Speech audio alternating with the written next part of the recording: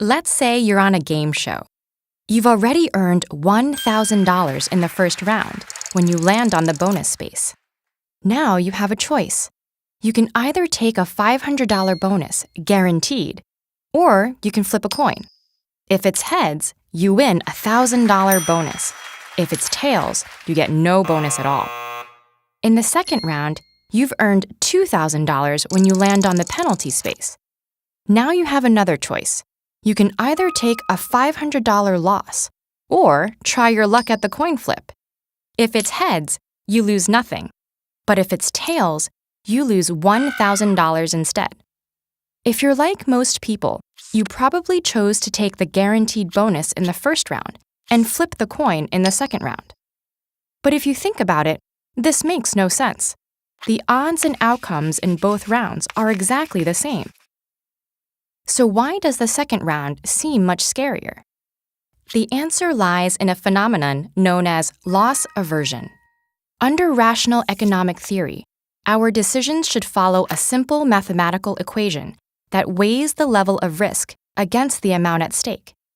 But studies have found that for many people, the negative psychological impact we feel from losing something is about twice as strong as the positive impact of gaining the same thing.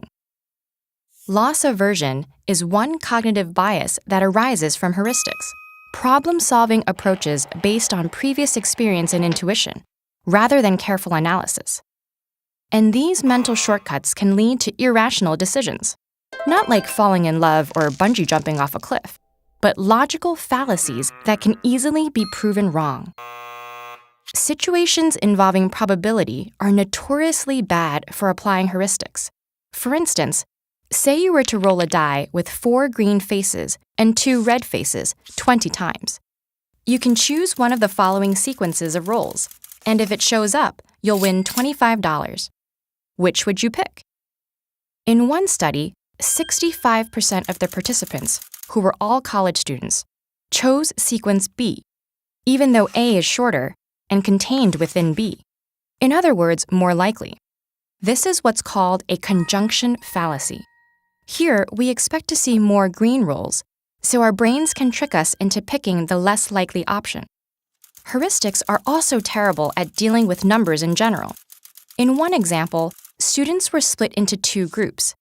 The first group was asked whether Mahatma Gandhi died before or after age 9, while the second was asked whether he died before or after age 140. Both numbers were obviously way off. But when the students were then asked to guess the actual age at which he died, the first group's answers averaged to 50, while the second group's averaged to 67.